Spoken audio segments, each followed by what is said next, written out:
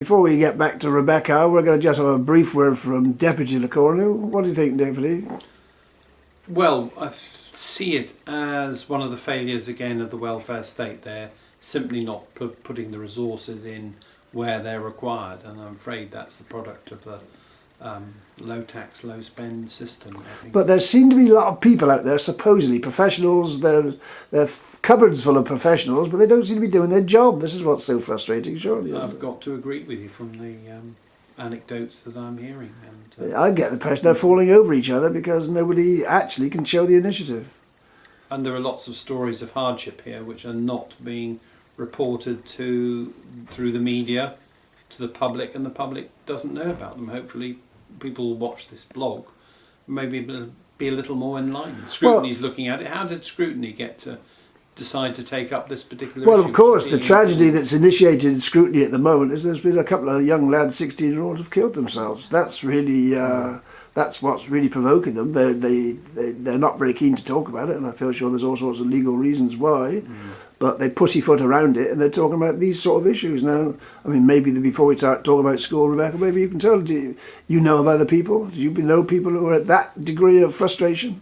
Yes, I have a very good friend of mine whose family are going through a very similar situation to this, and it was only now their 10-year-old has actually said he wants to stab himself, he wants to stab his family, and he can't control it anymore. Bless him, I can only imagine how he feels now he's bigger, and no one's listened to him. And no one's helped him, that he feels like that. It's sad. If he's left much longer and he gets much bigger, like these other lads were left at, who's to say, unfortunately, he isn't going to be another one. School was mentioned quite a lot at the Scrutiny meeting. How does school treat your two children?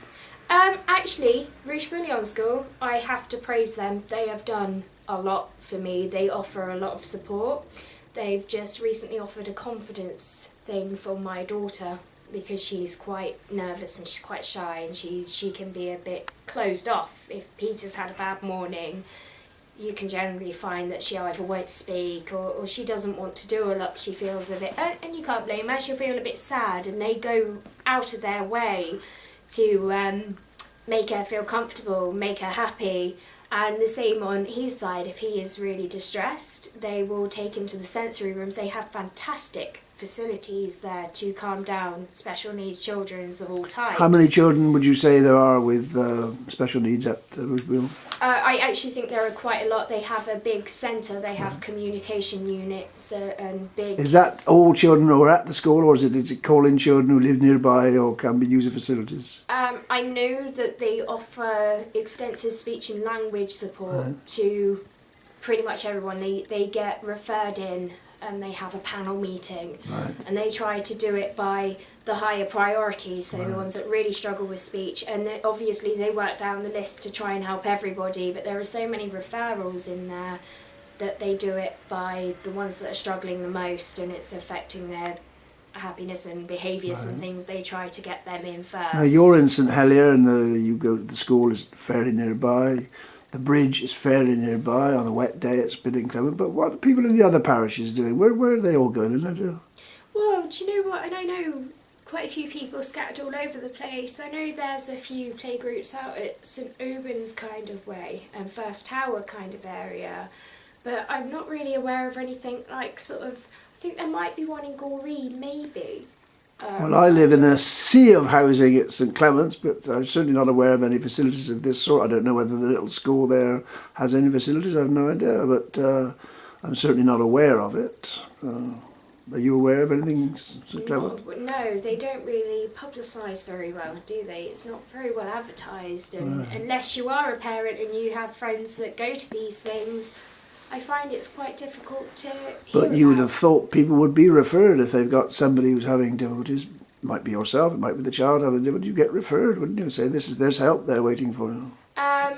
If you have a health visitor, you can get referred to the bridge, but then again, if you do live so far out and you don't drive, the argument is how do you get there? Obviously, this was affecting you 3 years ago. We saw you then. Your situation hasn't changed a great deal, as you said. Financially, how do you survive? How do you get through all this?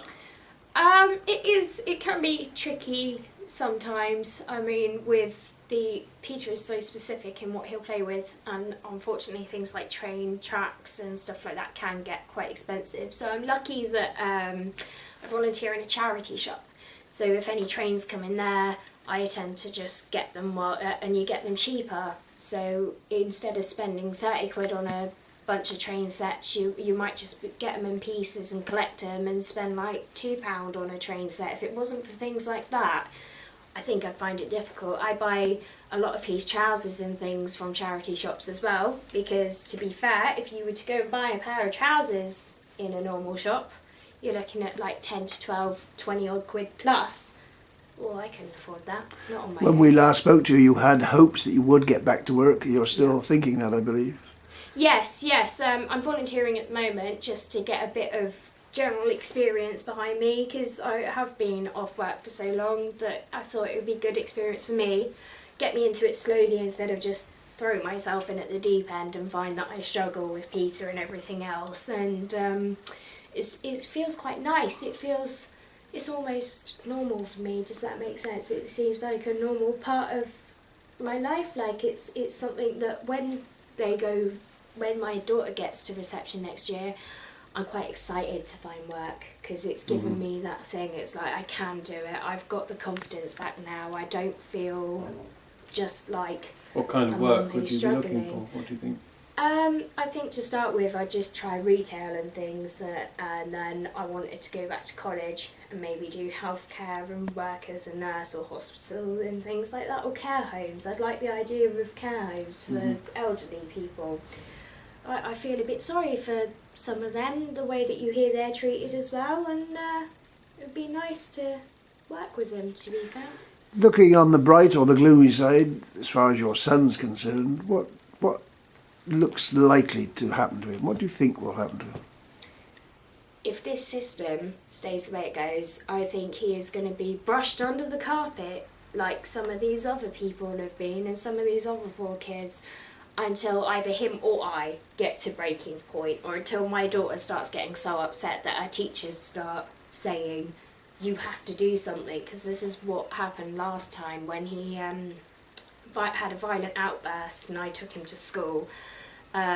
They instantly got hold of someone to help me with CAMS to try and get this pushed forward, because I find that when you're doing it on your own, you just don't get anywhere. You need a professional behind you, which I don't think is right, and I unfortunately think that he's going to be left as he is and to struggle how he's struggling, and I'll have to try and adjust to how he changes as he gets bigger, as his difficulties get more or stay the same, whichever way it goes.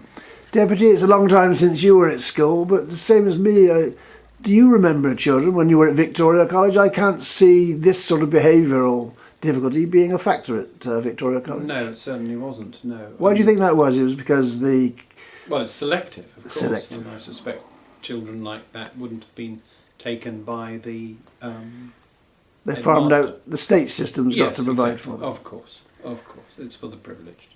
Indeed.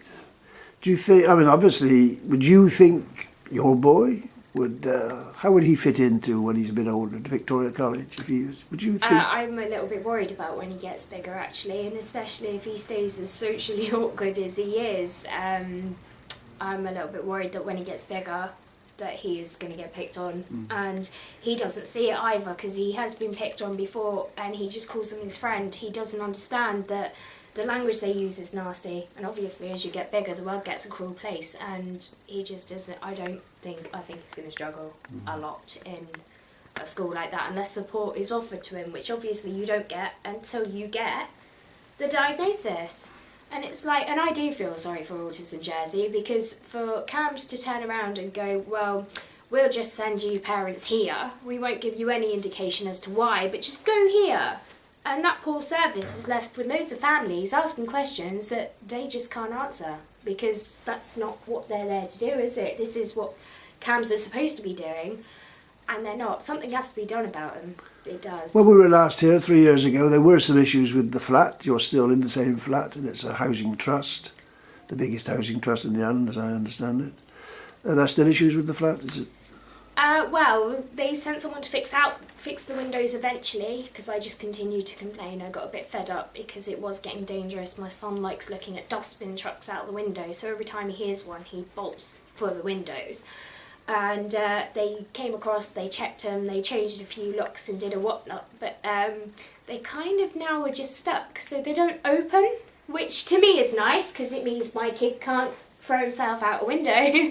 But I'm not looking forward to the summer, because as it gets hotter and the heat comes Well, in, strange enough, on the way up, we noticed the condensation on the staircase. Now, that's a public area, it's not your responsibility, but there was a lot of black mould in those areas. Now, if you're not opening your windows here, this is the sort of stuff that's going to be creeping in here, isn't it? Yeah. But it's a factor, isn't it? If you've got a child, it's dangerous to have the windows that can open. What are you supposed to do if you don't open the windows? Well, that's what I was thinking. I'm thinking, well, I can't open them, but at least he can't get out of them. And then I'm thinking the summer, it gets really hot in here because we're so high up.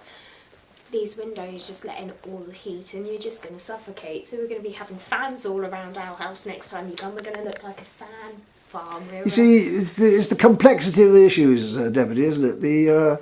There's a health issue, there's a welfare issue, there's a schooling issue. What's going to happen when the kids get on? All the very complex. Somebody ought to be planning these things, isn't they? There's no There doesn't seem to be a coordination going on, does it?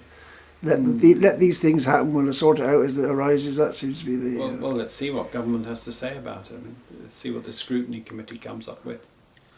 And Okay, we'll look at the issue and we'll take it. We'll follow it up and not ignore it, because these issues need to be aired in society. And in Jersey, everything's swept under the carpet. Last word with you, Rebecca. Well, I can agree with that actually. In Jersey, because it is a small place, they sort of go, oh well, no one's really going to notice. Who's going to do a big news report that will go anywhere on Jersey? And most people haven't even heard of Jersey. You know, it's like, Yeah, but we live we're here. like, hello, it's falling apart because you just don't care. It's not publicised. If we were in the UK, this would be top news lines. It would be, this seriously is not right. They seem to get that done quite quickly because they have a lot more, well, they're publicised a lot more, aren't they? A little worse on the country, whereas Jersey's tiny. I think, though, that Jersey Mental Health Service, if there are any more scrutiny panels or anything like that, I'd definitely be willing to complain, because they are not a service that I deem fit to have for Jersey. I feel sorry for any other person, whether it's child, teenager or adult, that has a mental issue, because if they have to work with these people, well, it's We a shame. better end now. Thank you much indeed. Thank you.